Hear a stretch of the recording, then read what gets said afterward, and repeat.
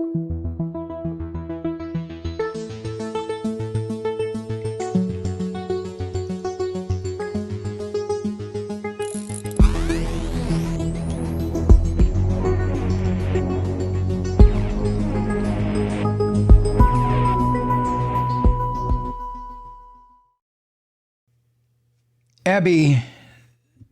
Zimmett, writing at Common Dreams, brought this to my attention.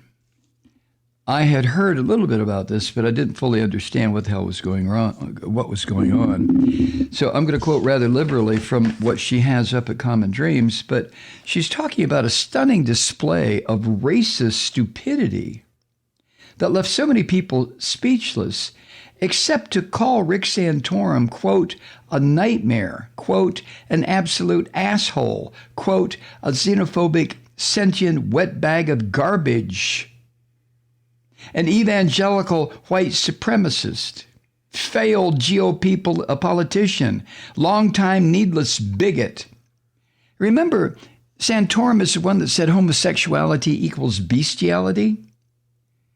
And this son of a bitch works for CNN as a commentator.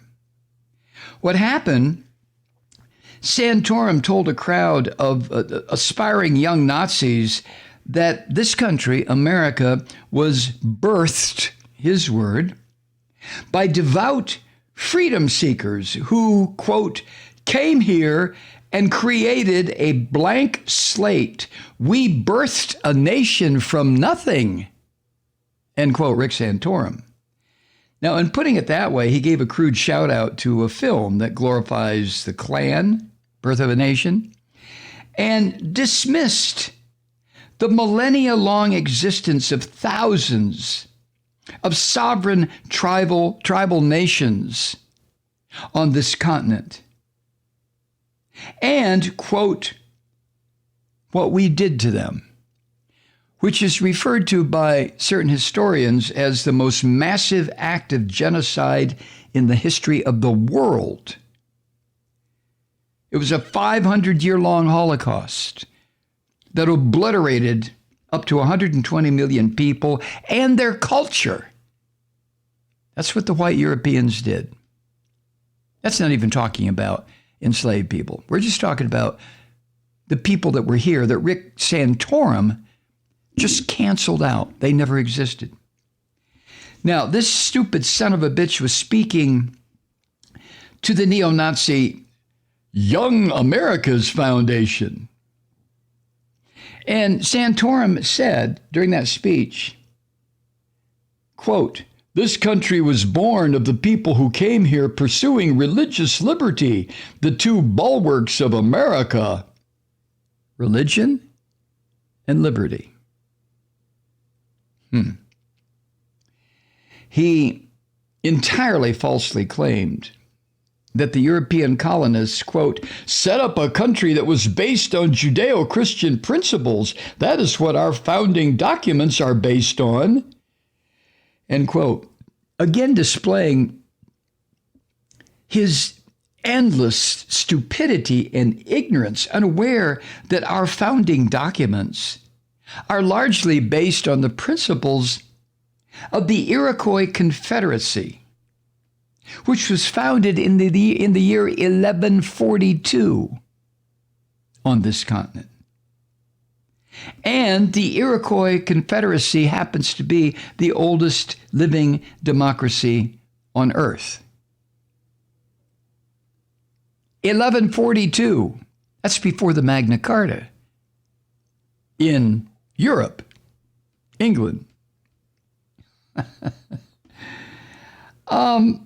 And in the spirit of his latest venture as a board member of all kinds of Nazi organizations, former Vice President Mike Pence's shiny white Advancing American Freedom advocacy group, that's what Mike Pence is doing now, Advancing American Freedom, which means just the opposite, contracting American freedom, but never mind. Pence repeated that when these noble colonists arrived, quote, there was nothing here. Yes, we have Native Americans, but there isn't much Native American culture in American culture, which is an erasing of Native people in history that an activist for the Sioux Nation, a guy named Nick Estes, calls, quote, a foundational sin of a make-believe and blood-soaked nation. That would be us. So Abby goes on to say that after this straight up hand wave to the genocide of indigenous people, some outrage followed. Where to begin? First, the historical record. Now, this is something that you and I can discuss and think about and read about, but the Christian fascists don't want to touch this with a 10-foot cross. They won't come near anything like this, the historical record. Let me begin. Based on the so-called principles of the European colonists, they encoded into their law the slaughter and the rape and the kidnapping and the brutalizing and starvation and enslavement and forced sterilization and land theft of between 20 and 120 million Native men, women, and children. Oh, the Judeo-Christian principles. You sick fuckers. No, it isn't. The indigenous people here died on the Trail of Tears. They died of Wounded Knee. They died of smallpox and typhus and cholera and other forms of biological warfare. They died running from blazing homes. George Washington is referred to in the Mohawk Nation as the village burner. Native people died when their food supply was run off cliffs. The buffalo. The idea being by the white invaders was kill the buffalo and you kill the Indians. The Native people died when their kids were forced into boarding schools to be, civilized. It is readily acknowledged by sociologists that Indian children lose their natural resistance to illness by habitating so close, and they die at a much higher rate than in their village. But that didn't mean shit to the white colonizers. The white Australians did this to the Native people there too. Same thing. Our indigenous people, I say our as just a collective noun for the country, the continent. Our collective noun, our people died after teaching the usefulness to the white people of corn and beans and squash, cotton, rubber, potatoes, tobacco.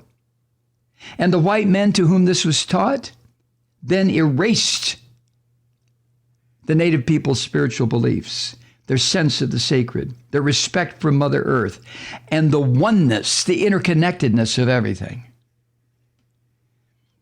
Native people here died from 5 centuries of shooting, stabbing, burning, scalping in a ruthless, angry search for wealth that had no limit. The white people here created a final solution to the Indian problem that then inspired Hitler for his final solution to the Jewish problem.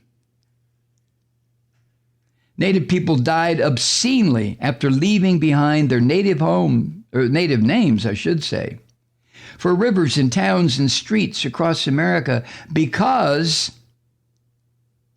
says a Mohawk historian, quote, the smell of death in their own backyard does not seem to bother North Americans, end quote. White people. So no, to quote Rick Santorum and this filthy piglet Mike Pence, there isn't much Native American culture. Could it be because of all the genocide, you think? So in a statement, the National Congress of American Indians called Santorum, quote, an unhinged and embarrassing racist who should be fired and whose continuing platform on CNN is akin to putting an outright Nazi on television to justify the Holocaust. End quote.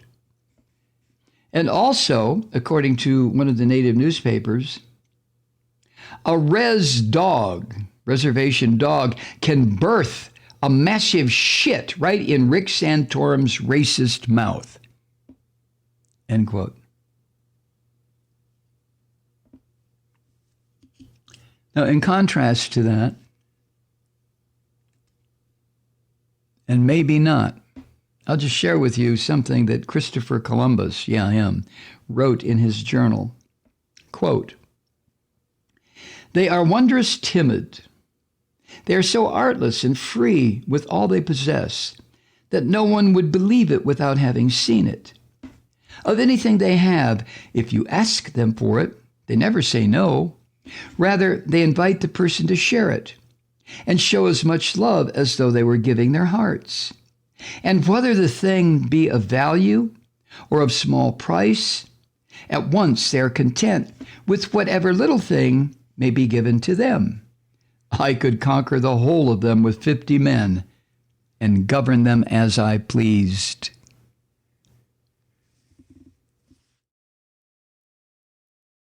Hi, Truth Seekers. Mike Malloy here. As you know, we've switched formats and are now broadcast exclusively on the Progressive Voices Network. So that means you get fewer program interruptions, no corporate commercials, and lots of profanity. But our format change also means some of our radio listeners no longer hear the program. It's been a while since I mentioned our podcasts, so you may have forgotten that there is a way to listen to this program anytime you need a good dose of screaming.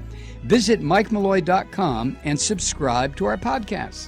As a podcast subscriber, you can download the program to your mobile device and take me with you wherever you go. And if you have a friend who needs a dose of truth-seeking, you can give a gift subscription as well. That's MikeMalloy.com, and never miss a minute of the uncensored fun and frivolity.